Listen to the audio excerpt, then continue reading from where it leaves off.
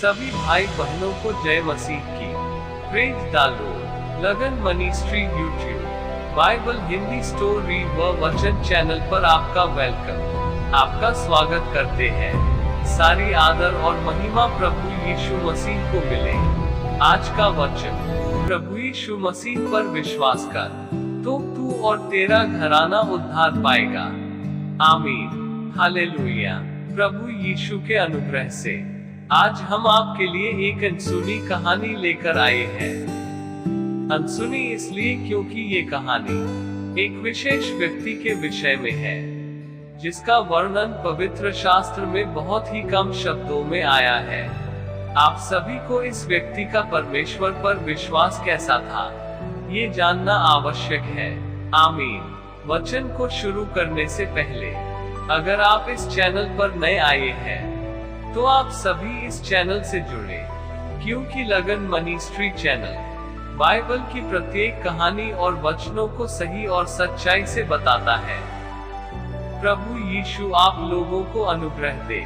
तो चलते हैं आज की कहानी व वचनों की ओर। उससे पहले जिन भाई बहनों ने अभी तक चैनल सब्सक्राइब नहीं किया, तो आप चैनल को लाइक, सब्सक्राइब और बेल आइकन को दबा लीजिए, ताकि आपको लगन मिनिस्ट्री चैनल की बाइबल आधारित प्रत्येक वीडियो का नोटिफिकेशन समय पर मिलता रहे। धन्यवाद। आज की कहानी का नाम हनोक है, जो एक अनसुनी है, लेकिन प्रभु के अनुग्रह से आज आपको परमेश्वर के दास हनोक के विषय में ज्यादा पता चलेगा और आपका विश्वास बढ़ेगा। आमीन। तो हम आज की इस सच्ची कहानी व वचनों से जानेंगे कि उसने परमेश्वर को कैसे खुश किया। जल प्रलय से पहले हनोक आदम से 7 पीढ़ियों का था। वह नूह का परदादा था। हनोक भी मरने के बिना स्वर्ग में उठा लिया गया, जो कि बाइबल में 2 लोगों में से एक है। दूसरा एलियाह है। जैसा कि बाइबल कहती है कि हनोक परमेश्वर के साथ साथ चलता था, फिर वह लोप हो गया क्योंकि परमेश्वर ने उसे उठा लिया। उत्पत्ति 5 का 24 और इब्रानियों 11 का 5 वचन। ये कहानी इस प्रकार से है। आज से 5000 साल पहले हनोक नाम का एक आदमी था। वह 365 साल जिया। आज के जमाने के हिसाब से देखा जाए तो करीब 4 इंसानों की उम्र के बराबर। आज हम सोच भी नहीं सकते कि कोई इतना भी जी सकता है, लेकिन उस समय लोग आज से कहीं ज्यादा साल जीते थे। इस वजह से हम कह सकते हैं कि अपने जमाने में हनोक इतनी उम्र होने के बावजूद बुढ़ा नहीं था। जब वह पैदा हुआ तब पहला इंसान आदम जीवित था। उस वक्त आदम करीब 600 साल का था और उसके बाद 300 साल और जिया। आदम के बाद पैदा हुए कुछ लोग तो उससे भी ज्यादा साल जिए। इससे हम समझ सकते हैं कि 365 साल की उम्र में भी हनोक काफी हट्टा कट्टा रहा होगा। वह इससे भी ज्यादा समय तक जी सकता था, लेकिन ऐसा हुआ नहीं। हनोक की जान खतरे में थी। जरा सोचिए कि कैसे वह अपनी जान बचाने के लिए उन लोगों से छिपता फिर रहा होगा जिन्हें उसने परमेश्वर का संदेश सुनाया था। उसकी आंखों के सामने उनका गुस्से से लाल चेहरा घूम रहा होगा। वे उससे नफरत करते थे।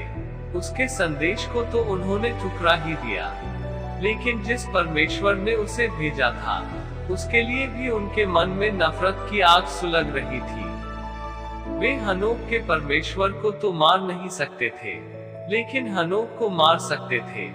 हनोक के मन में बार बार यही ख्याल आ रहा होगा कि शायद वह अपने परिवार से अब कभी नहीं मिल पाएगा। उसने अपनी पत्नी, बेटियों या अपने बेटे मतूशेलह या फिर अपने पोते लेमेक के बारे में भी सोचा होगा। क्या उसकी आखिरी घड़ी आ पहुंची थी? पवित्र शास्त्र में हनोक के बारे में ज्यादा कुछ नहीं बताया गया है। शास्त्र में सिर्फ 3 जगह पर उसका जिक्र आता है, वह भी थोड़े शब्दों में। पहला उत्पत्ति 5 का 21 से 24 वचन, इब्रानियों 11 का 5 वचन, यहूदा 14 और 15 वचन। लेकिन इन आयतों से इतनी जानकारी तो मिल जाती है कि हम एक ऐसे इंसान की तस्वीर बना सके जिससे परमेश्वर पर विश्वास रखने में हमारी सहायता होगी। आप हनोक के विश्वास से बहुत कुछ सीख सकते हैं। हनोक सच्चे परमेश्वर के साथ साथ चलता रहा। जब हनोक पैदा हुआ तब इंसान बहुत बिगड़ गए थे। हनोक आदम से 7वीं पीढ़ी में पैदा हुआ।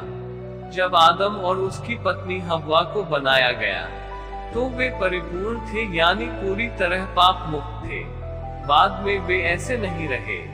इस परिपूर्णता का असर अब भी इंसानों पर था। इस वजह से इंसान अब भी लंबी उम्र जी रहे थे, मगर नैतिक तौर पर वे पूरी तरह गिर चुके थे और परमेश्वर की आज्ञाएं नहीं मानते थे।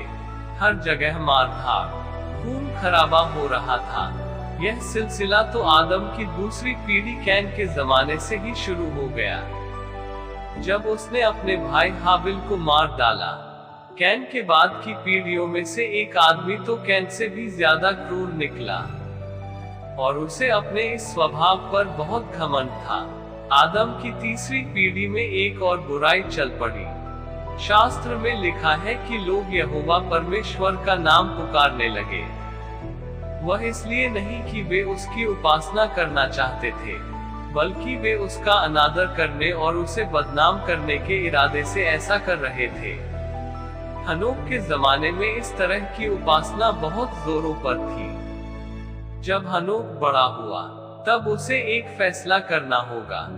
क्या वह अपने जमाने के लोगों के संग हो लेगा या वह सच्चे परमेश्वर यहोवा के बारे में जानने की कोशिश करेगा, जिसने स्वर्ग और धरती बनाई है। उसने हाबिल के बारे में सुना ही होगा, जिसका उस पर गहरा असर हुआ होगा। हाबिल यहोवा की मर्जी के मुताबिक उसकी उपासना करता था, जिस वजह से उसे मार डाला गया। हनोक ने हाबिल की तरह यहोवा की उपासना करने का फैसला किया। उत्पत्ति 5 का 22 वचन में लिखा है कि हनोक सच्चे परमेश्वर के साथ साथ चलता रहा। इन शब्दों से पता चलता है कि उस वक्त दुनिया में दुष्ट लोगों के बीच वह अकेला ही परमेश्वर की उपासना कर रहा था। यह पहला इंसान है जिसके बारे में बाइबल में इस तरह कहा गया है। जब हनोक के बारे में यह बात कही गई तब वह 65 साल का होगा और उसके बेटे का नाम मतूशेलह था।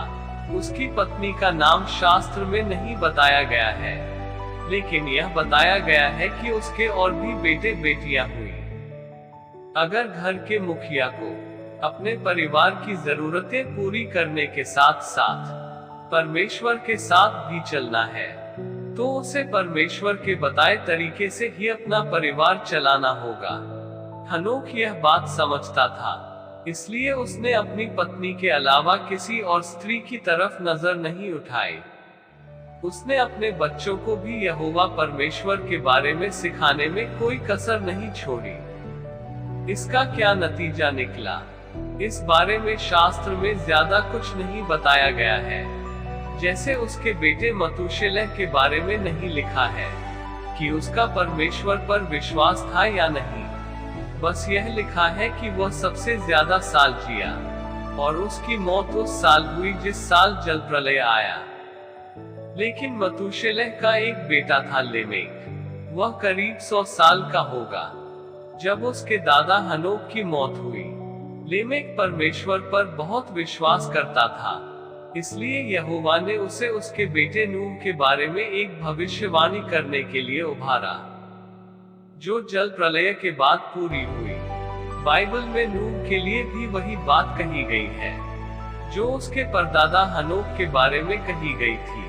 हालांकि नूह हनोक से कभी मिला नहीं होगा, मगर वह भी परमेश्वर के साथ साथ चला। इसकी वजह यह है कि हनोक ने अपने बाद आने वाली पीढ़ियों के लिए एक बढ़िया मिसाल रखी थी। उसके बारे में नूह को अपने पिता लेमेक या अपने दादा मतूशेलह या फिर हनोक के पिता येरेद से पता चला होगा। जब नूह पैदा हुआ तब येरेद भी जिंदा था। जब नूह 366 साल का था तब येरेद की मौत हुई। अगर हनोक और आदम की तुलना करें, तो दोनों में जमीन आसमान का फर्क है। आदम परिपूर्ण था, लेकिन वह परमेश्वर के खिलाफ गया और अपने बच्चों के लिए विरासत के नाम पर दुख छोड़ गया, और साथ ही एक बुरी मिसाल। वहीं दूसरी तरफ हनोक परिपूर्ण था, लेकिन वह परमेश्वर के साथ चला, और अपने बच्चों के लिए विरासत के नाम पर उसने विश्वास की एक अच्छी नींव रखी। जब हनोक 308 साल का हुआ, तब आदम की मौत हो गई। आदम एक स्वार्थी व्यक्ति था। उसकी मौत पर उसके परिवार ने उसके लिए शोक मनाया या नहीं, हम नहीं जानते, मगर हम हनोक के बारे में इतना जरूर जानते हैं कि वह सच्चे परमेश्वर के साथ साथ चलता रहा। उत्पत्ति 5 का 24 वचन। हनोक को शायद कई बार लगा हो कि वह अकेला है, क्योंकि उस वक्त पूरी दुनिया में सिर्फ वही परमेश्वर पर विश्वास करता था। लेकिन यहोवा परमेश्वर ने उस पर ध्यान दिया। उसने एक दिन अपने इस वफादार सेवक से बात की। उसने हनोक से कहा कि वह लोगों को उसकी तरफ से संदेश दे। इस तरह परमेश्वर ने हनोक को अपना भविष्यवक्ता बनाया। वह पहला भविष्यवक्ता है जिसका संदेश बाइबल में लिखा है। यह बात हमें प्रभु यीशु के भाई यहूदा की लिखी पत्री से पता चलती है, जिसे हनोक के कई सदियों बाद लिखा गया। इस पत्री में यहूदा ने हनोक की भविष्यवाणी का जिक्र किया। हनोक ने क्या भविष्यवाणी की थी? उसने कहा, देखो, यहोवा अपने लाखों पवित्र स्वर्ग दूतों के साथ आया है, ताकि उन सबको सजा दे और उन सब भक्तिहीन लोगों को उन भक्तिहीन कामों के लिए दोषी ठहराए जो उन्होंने परमेश्वर के खिलाफ जाकर किए थे, और उन सभी घिनौनी बातों के लिए जो उन पापियों ने उसके खिलाफ कही थी, उन्हें सजा दे।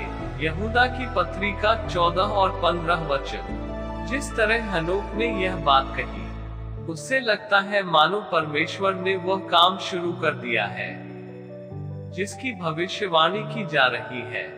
वह इसलिए कि जो बात कही जा रही है उसका पूरा होना इतना पक्का है कि उसे ऐसे बताया गया है मानो वह पूरी होने लगी है। हनोक ने बिना डरे दुष्ट लोगों को परमेश्वर का संदेश सुनाया। लोगों को परमेश्वर की तरफ से यह चेतावनी दी। गौर कीजिए कि उसने उस जमाने के लोगों और उनके कामों के बारे में बताते वक्त कैसे शब्द इस्तेमाल किए होंगे। उन भक्तिहीन लोगों के कामों और वे काम जो उन्होंने परमेश्वर के खिलाफ जाकर किए थे। इस भविष्यवाणी से लोगों को यह एहसास कराया गया कि आदम और हव्वा के जमाने से अब तक उन्होंने जो दुनिया बसाई थी वह पूरी तरह भ्रष्ट है। जब यहोवा अपने लाखों पवित्र स्वर्ग दूतों के साथ दुनिया का नाश करने आएगा तो तबाही मच जाएगी। हनोक ने बिना डरे लोगों को परमेश्वर का यह जबरदस्त संदेश सुनाया। वह भी अकेले। उसके पोते लेमेक ने देखा होगा कि किस तरह से उसके दादा ने हिम्मत से लोगों को यह चेतावनी दे रहे हैं। उस वक्त उसके मन में अपने दादा के लिए इज्जत और भी बढ़ गई होगी। हनोक को परमेश्वर पर जो विश्वास था, उससे हम क्या सीख सकते हैं? हम खुद से पूछ सकते हैं कि क्या हम भी इस दुनिया को उसी नजर से देखते हैं जैसे परमेश्वर देखता है।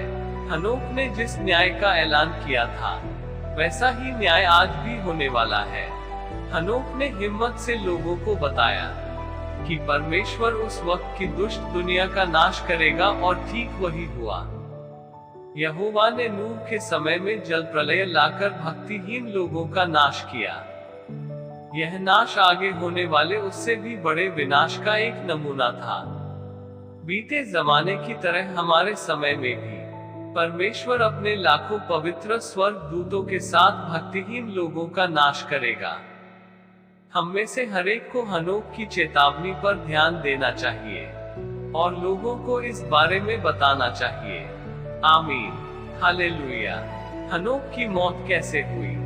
पवित्र शास्त्र में उसकी जिंदगी के बारे में ज्यादा कुछ नहीं लिखा है। वैसे ही उसकी मौत के बारे में भी ज्यादा कुछ नहीं बताया गया है। उत्पत्ति की किताब में बस इतना लिखा है, हनोक सच्चे परमेश्वर के साथ साथ चलता रहा। इसके बाद वह नहीं रहा क्योंकि परमेश्वर ने उसे उठा लिया। परमेश्वर ने उसे किस मायने में उठा लिया? इन शब्दों के लिखे जाने के सालों बाद पौलुस नाम के एक व्यक्ति ने शास्त्र में लिखा, विश्वास की वजह से ही हनोक दूसरी जगह पहुंचा दिया गया, ताकि वह मौत का मुंह न देखे, और वह कहीं नहीं पाया गया, क्योंकि परमेश्वर ने उसे दूसरी जगह पहुंचा दिया था। मगर उसके जाने से पहले उसे यह गवाही दी गई कि उसने परमेश्वर को खुश किया है। इब्रानियों 11 का 5 वचन। इन शब्दों का क्या मतलब है? कि हनोक दूसरी जगह पहुंचा दिया गया, ताकि वह मौत का मुंह न देखे। बाइबल के कुछ अनुवादों में कहा गया है कि परमेश्वर हनोक को स्वर्ग ले गया, लेकिन ऐसा नहीं हो सकता, क्योंकि शास्त्र में साफ बताया गया है कि यीशु मसीह ही वह पहला इंसान था जिसकी मौत होने पर उसे स्वर्ग में जीवन दिया गया। यूहन्ना 3 का 13 वचन। फिर किस मायने में हनोक दूसरी जगह पहुंचा दिया गया, ताकि वह मौत का मुंह न देखे?